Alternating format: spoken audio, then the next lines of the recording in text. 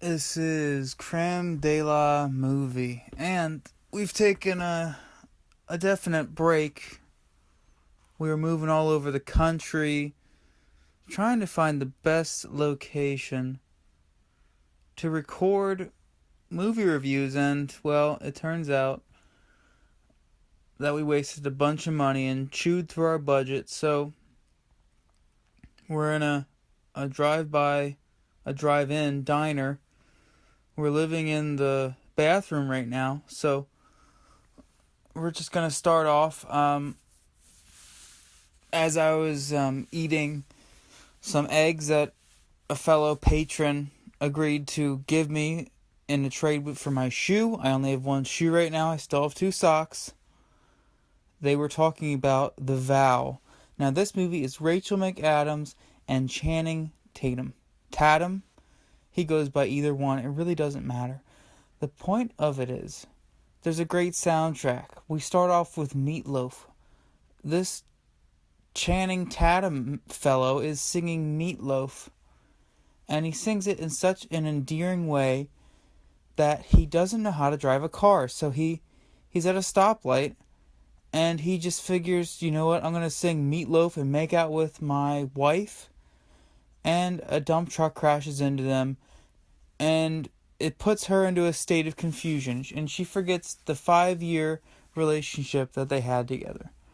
So, what do you do with your wife when she doesn't recognize you? Well, here's one thing you don't do.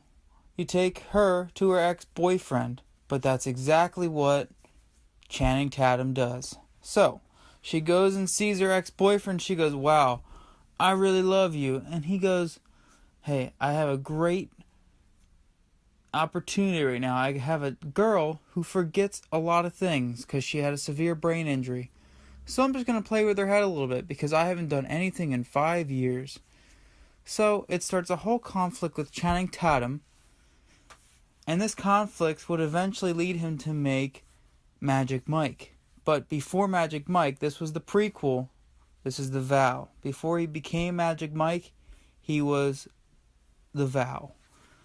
So he punches the ex-lover, which really doesn't matter anyway, because Rachel McAdams, remember this chick? The Notebook? She likes one guy only. She's going to play you a little bit. She's going to come back to you. So, in the end, they figure out a way, and she says to him, you know what? If you do the laundry and the dishes and vacuum the house, he said he wasn't going to do that for me. So if you do that, I'll pretend that I know you and we can just get on with life. And so that's basically the resolution to the movie. But, you know, we all know what happens in the end. He becomes Magic Mike. He doesn't want to do those chores for the rest of his life. That's just not Channing Tatum. So, in the end, it's a great movie. I think it teaches you a lot of life lessons, and it teaches you to do your chores. But it also teaches you to not make decisions for love that require you to do all those chores as an ultimatum. That's not the best idea. Anyway, and if you do that, you're probably going to become a male or a female stripper. So in the end, I love the Meatloaf song. I'm going to give it a 6 out of 10 because that Meatloaf song is really good. It really pushes it over the top. It knocks it out of the park.